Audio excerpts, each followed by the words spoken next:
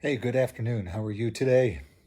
So, I was sitting here thinking on this beautiful Sunday afternoon, is there any silver lining to what is going on in our world? And I'm really not sure there is. I know a lot of people have talked about it, yet you have to really search for that at this present time.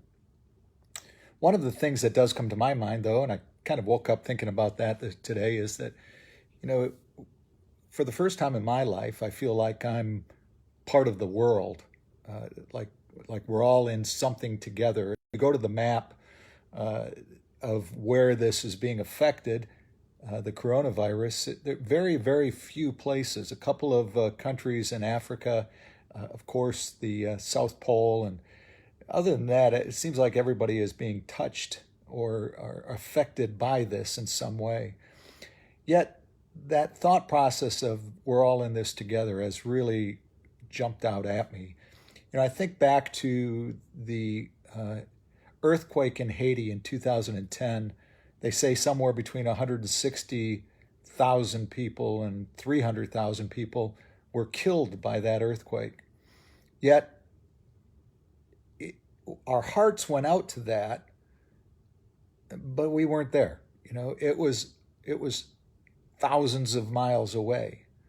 And then the tsunami in 2011 in Japan, over 100,000 people were killed by that. Again, that was somebody else. It wasn't us. And it seemed different at that time. To give you an idea of how that feels on a more local basis, for the last 7 years or for 7 years of our lives, my wife and I, we lived down in St. Augustine. And every year during the hurricane season, our minds became in tune with every single storm that was taking place down in the Caribbean because it may affect us in one way or the other. So we really focused on that. In December of 2018, we moved back here to Valdosta, Georgia, and I noticed last summer, late last summer and fall, when we had been affected so many times year after year after year in St. Augustine by hurricanes, I didn't even pay attention to what was going on. I cared, yet it was, 2.5, 3 hours away from where we were, and it wasn't going to affect me. So it's like the war in Afghanistan. The war in Afghanistan affected us all. Hundreds of thousands of people were killed in that war. And yet it was happening to somebody else. It was somebody else's family. It was some other country. It was far away. So it really didn't get into us individually on a daily basis. It was in the back of our mind. Yet this one event in my 60 plus years of being on this earth, I feel like we're all in this together. Like every single one of us has a stake in what is going on. And I've never felt more in touch with people in other countries. I work for a global company in Dale Carnegie Training, so I do get to interact with people in Spain and India, in China, in different places, Italy. And I really, for the first time, feel that. And we're all in this together, and we need to work on it together. And like, things that start within the home, where you want to start educating your family from within the home and out, we have to start this in the same way. We have to be cognizant of the fact that everything that we do on a daily basis can affect other people.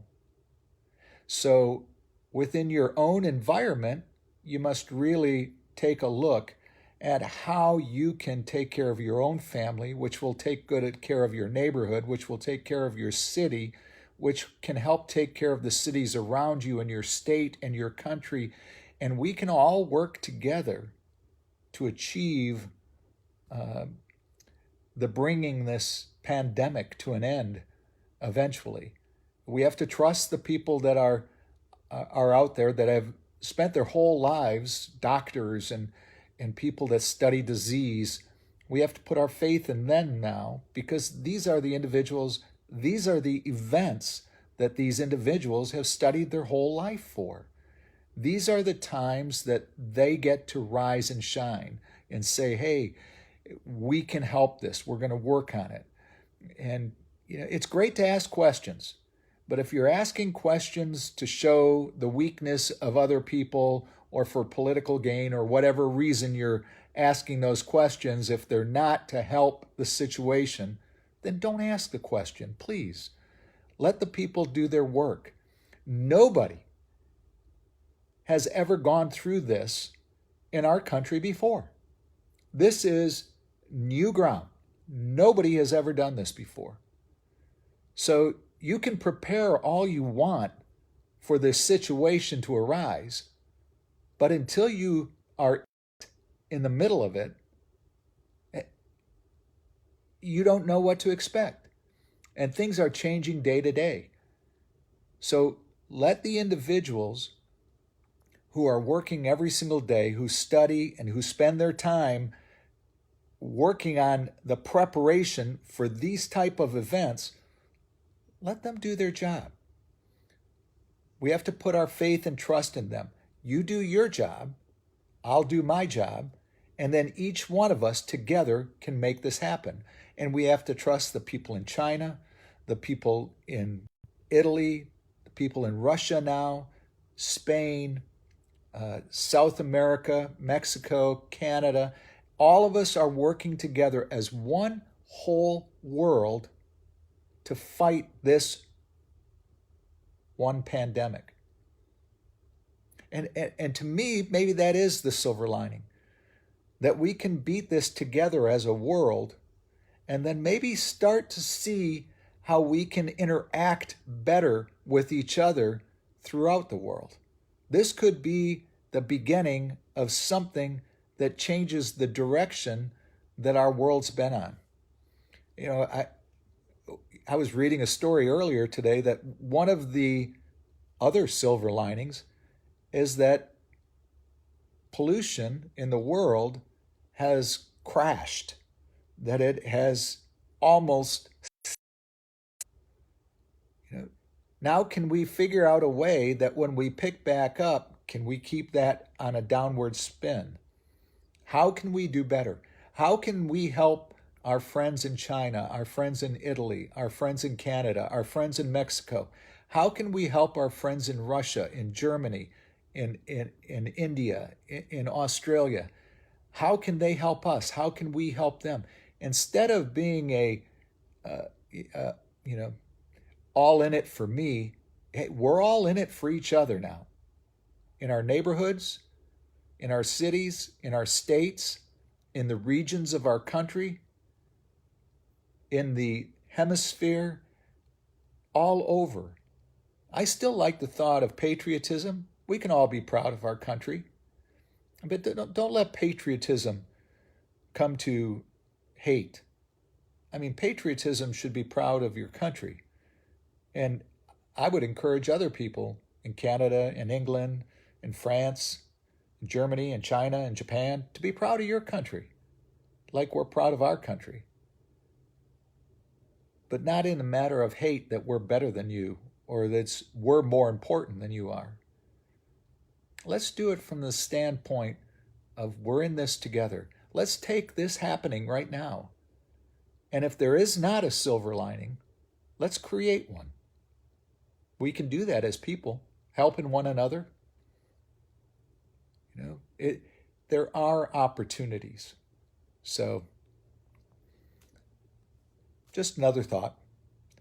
Just interesting to sit down and think about what is really going on in our world. Maybe it's bringing the world closer together. I'd really love to see that. Really love to see that.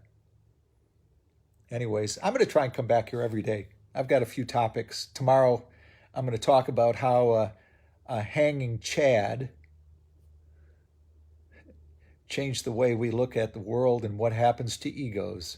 So, I know, we'll spend some time talking over the next few days. I love the fact that you can go watch, musicians playing sets of music live at night. What a cool thing to do. What just a cool thing to do. Take your talent and take it to people. And if nobody wants to see it, hey, at least you're making an attempt.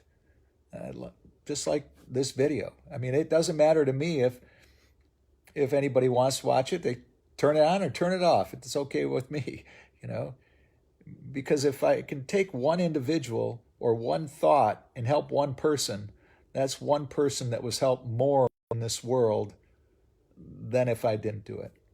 And if people don't enjoy the words you have to share, they don't have to turn it on. There's a lot of TV shows that I don't like, but they're on there anyways. I don't tune to them. So, hey, do what you can to lift other people up. You know, virtual high fives, virtual fist bumps, you know, make the world a better place. Bring some levity to the world too, some humor. Not at other people's expense, but do it with other people. We'll get through this together. And who knows, maybe on the backside of this whole challenge, we'll have a better world. I'd like to hope we will. Have a great day.